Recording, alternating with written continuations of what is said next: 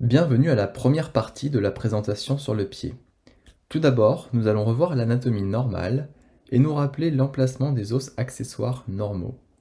Nous établirons ensuite une checklist pour l'analyse des clichés du pied afin de s'assurer de couvrir toutes les zones pour être en mesure d'établir notre diagnostic. Puis, nous établirons une stratégie de recherche et nous rappellerons les règles d'Ottawa en matière d'indication à l'imagerie. Enfin, nous étudierons une série de cas présentant des fractures et des luxations afin d'établir certains diagnostics. Prenez le temps de regarder l'anatomie normale sur ce cliché de pied de face et essayez de retrouver les différentes structures anatomiques. Vous pouvez mettre la vidéo en pause jusqu'à ce que vous ayez terminé. Cette diapositive montre l'emplacement des os accessoires du pied qui peuvent être présents ou non. Il est important de savoir où ils se trouvent afin de ne pas les confondre avec des fractures et donc de poser un diagnostic incorrect. Sur la diapositive suivante, nous allons les découvrir sur l'incidence de profil. Nous voyons aussi les emplacements potentiels des os accessoires du pied sur l'incidence de profil. N'oubliez pas que certains d'entre eux seront également visibles sur le cliché oblique. Nous connaissons bien l'articulation en mortaise de la cheville, mais le pied possède également une articulation en mortaise située à la base du deuxième métatarsien. Cette base est encastrée entre le cunéiforme médial et le cunéiforme latéral. On peut vulgariser cette articulation en disant que les cunéiformes jouent le rôle de pince autour de la base du deuxième métatarsien. Il est important d'analyser très attentivement cette région parce qu'il est possible de trouver une fracture-luxation dans cette zone, appelée fracture-luxation de Liffrand. Parfois, ce ne sont que des altérations subtiles de l'alignement qui nous alertent sur cette blessure adjacente. Ainsi, assurez-vous que la corticale médiale de la base du deuxième métatarsien soit alignée avec la corticale médiale du cunéiforme intermédiaire. Parfois, vous pouvez rencontrer une petite angulation à la base du deuxième métatarsien, ce qui est normal, comme vous pouvez le voir sur l'exemple ci-dessus. Sur la vue oblique, le bord latéral du deuxième métatarsien doit être aligné avec le bord latéral du cunéiforme intermédiaire, puis le bord latéral du troisième métatarsien doit être aligné avec le bord latéral du cunéiforme latéral. Enfin, le bord médial du quatrième métatarsien doit être aligné avec le bord médial du cuboïde. Il est important de toujours bien étudier ces articulations à la fois sur l'incidence de face et sur l'oblique, car ce sont des blessures qui sont souvent négligées, qui passent inaperçues. Alors, que devons-nous vérifier lors de l'analyse des radiographies du pied ? Sur la vue dorsoplantaire, vous devez analyser les diaphyses métatarsiennes et phalangiennes pour toute fracture non déplacée.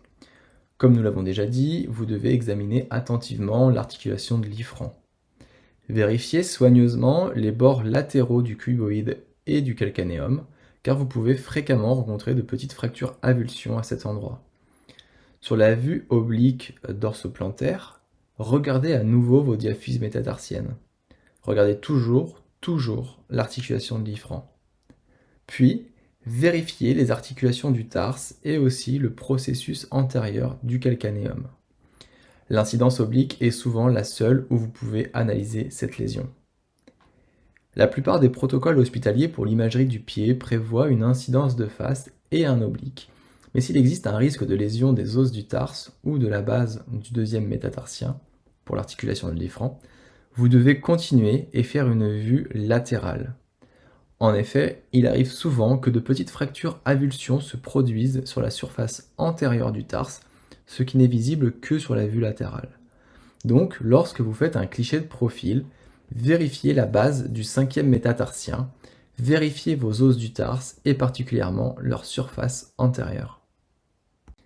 Afin de limiter le risque de passer à côté d'un diagnostic, il est important de suivre une stratégie de recherche lorsque vous analysez des clichés. Nous utilisons donc notre célèbre CACO pour s'assurer d'avoir tout regardé. C signifie critère de réussite, c'est-à-dire est-ce que la zone d'intérêt est incluse sur l'image ? Faut-il réaliser d'autres incidences ? Par exemple, si un patient présente une douleur située en regard des os du tarse, vous devrez faire une incidence de profil. Le A correspond à l'alignement.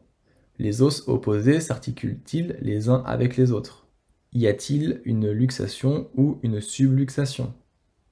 Puis le second C correspond au cartilage, autrement dit les articulations.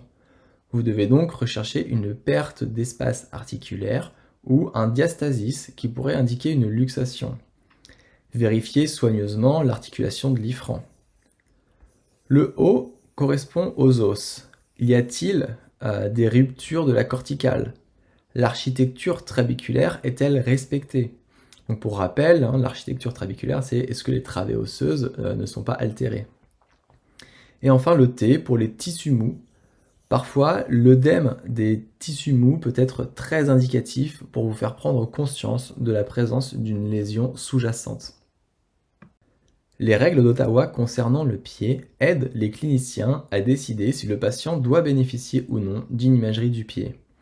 Si le patient présente une douleur osseuse à la palpation de la base du 5e métatarsien, ou si le patient présente une douleur à la palpation du naviculaire, ou si le patient est en incapacité de faire 4 pas immédiatement après le traumatisme et lors de l'examen aux urgences, alors des clichés du pied sont indiqués.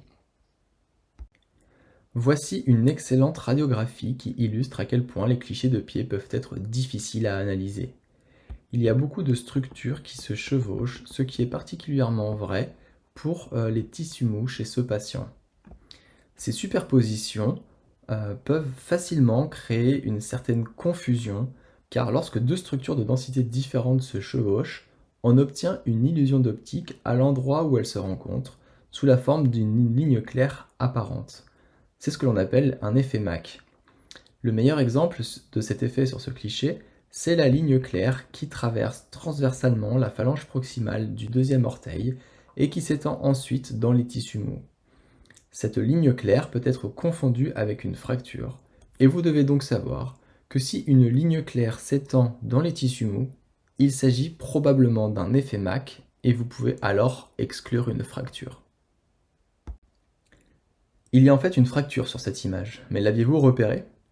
On peut voir qu'il y a une ligne claire, oblique, qui traverse la tête de la phalange proximale du premier orteil, mais qui ne s'étend pas jusqu'à la corticale. Malgré tout, cette discontinuité, cette clarté, indique que nous avons une fracture non déplacée. Reprenons notre quoi ou comment. Quoi, une fracture intra-articulaire, ou de la phalange proximale du premier orteil droit. Comment, non déplacée. Pour rédiger cette évaluation clinique préliminaire, nous dirions qu'il existe une fracture intra-articulaire non déplacée de la tête de la phalange proximale du premier orteil droit, impliquant l'articulation interphalangienne. Les blessures des orteils sont fréquentes et elles se produisent aussi bien chez les adultes que chez les enfants. Ici, nous avons un gros orteil pédiatrique et nous pouvons voir qu'il y a un minuscule fragment osseux qui est adjacent à la physe et provient donc de la métaphyse voisine. Il s'agit donc en fait d'une lésion de type salteraris, même si ce fragment osseux est très petit. La fracture traverse la métaphyse et s'étend jusqu'à la physe. Donc c'est classiquement une fracture de type salteraris 2, et c'est d'ailleurs le type de lésion le plus fréquent. Vous ne pouvez pas vraiment, même en la regardant attentivement, retrouver sur la face cette lésion, d'où l'importance d'avoir au moins 2 incidences. Reprenons notre quoi ou comment. Quoi, une fracture de type salteraris 2 ou de la phalange distale du premier orteil gauche. Comment, non déplacée. Pour rédiger cette évaluation clinique préliminaire, nous dirions qu'il y a une fracture de type salteraris 2 non déplacée de la base de la première phalange distale gauche. Nous analysons la stratégie de recherche CACO pour nous assurer que nous analysons l'image entière. Commençons par le C qui représente le cartilage, autrement dit les articulations. Examinons la deuxième et la troisième articulation métatarso-phalangienne. Nous pouvons voir que les espaces articulaires sont clairement visibles et uniformes. De même, l'articulation interphalangienne du premier orteil et les articulations interphalangiennes proximales des deuxième et troisième orteils sont similaires en ce sens que les espaces articulaires sont visibles et uniformes, donc tous très normaux. Les articulations interphalangiennes distales des deuxième et troisième orteils ne sont pas bien visualisées, mais cela est dû au fait que les orteils se voient maintenus en légère flexion, de sorte que vous n'obteniez pas, sur une incidence de face dorsoplantaire, les articulations interphalangiennes distales bien dégagées, mais c'est normal et ça ne doit pas être interprété comme une lésion significative. En comparaison, si nous regardons la première articulation métatarsophalangienne, nous pouvons voir qu'il n'y a plus d'espace articulaire. Le plus inquiétant encore, c'est que nous pouvons voir que la base de la phalange proximale chevauche la tête du premier métatarsien. Cela indique donc qu'il y a une anomalie au niveau de l'articulation. Et maintenant, la vue oblique dorsoplantaire montre clairement la luxation de la première articulation métatarsophalangienne.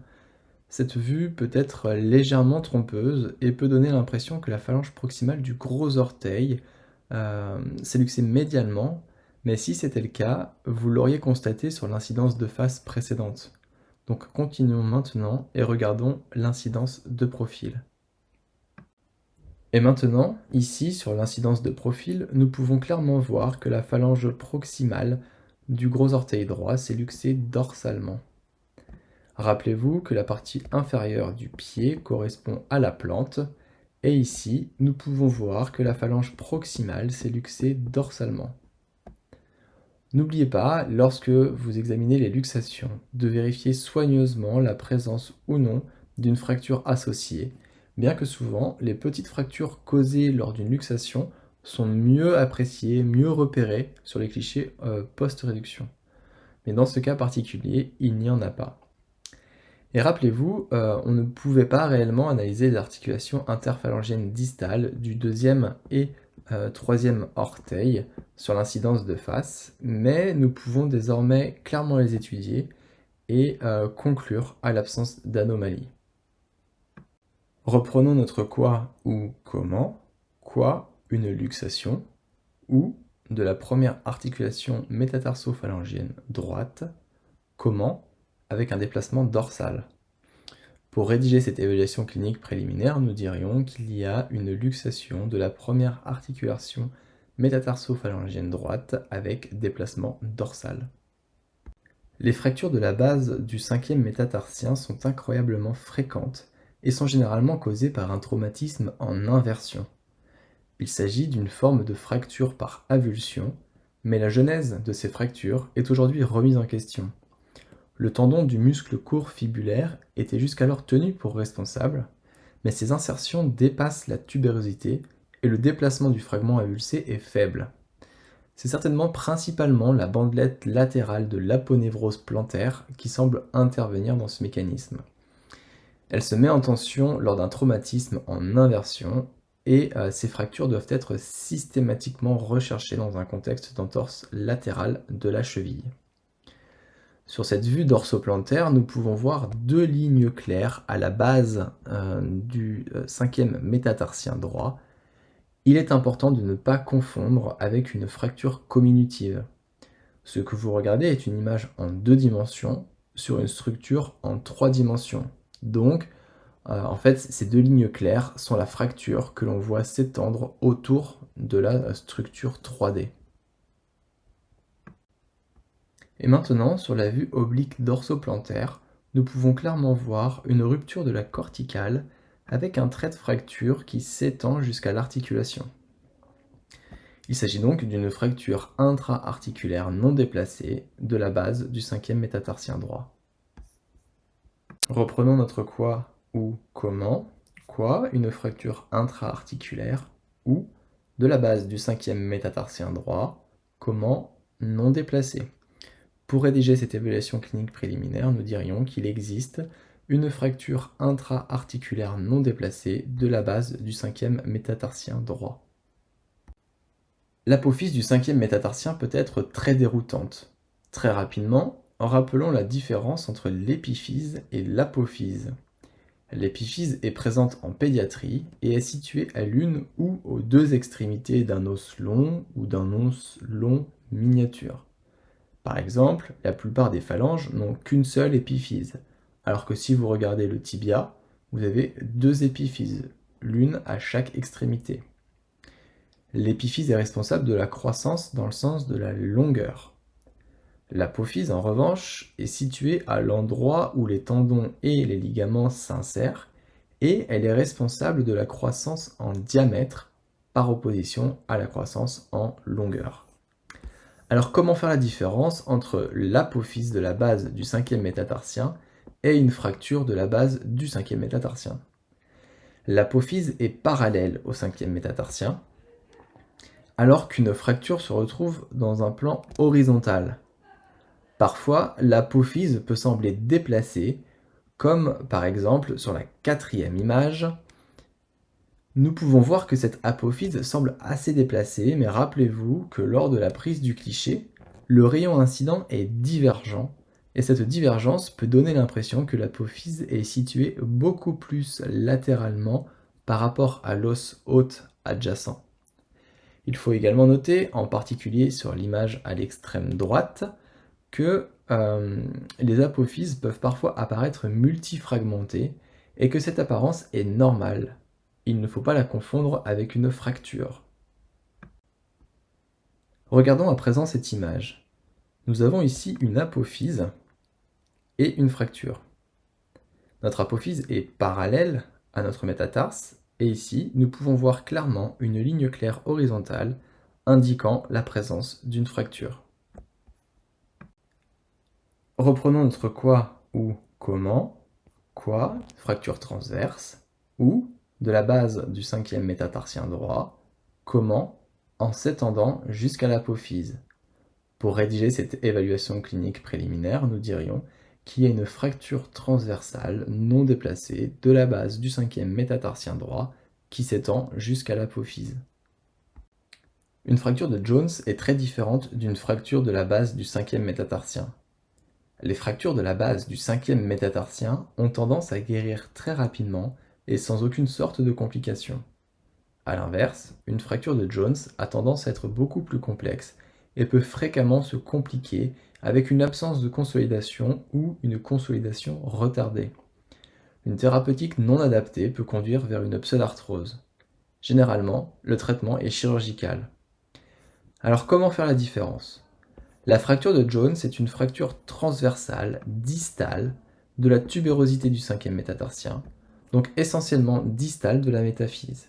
Il est important de reconnaître cette fracture et de la décrire comme telle pour qu'il soit bien clair que vous ne l'ayez pas confondue avec une fracture de la base du cinquième métatarsien. Ici, nous avons l'incidence oblique de la fracture de Jones. Nous pouvons voir très clairement la rupture de la corticale et le trait de fracture horizontale qui s'étend à travers le métatarse. Reprenons notre quoi ou comment. Donc quoi, une fracture transverse ou Jones, ou de la diaphyse proximale du cinquième métatarsien droit. Comment, non déplacé. Pour rédiger cette évaluation clinique préliminaire, nous dirions qu'il s'agit d'une fracture transverse de Jones, non déplacée, au niveau de la diaphyse proximale du cinquième métatarsien droit.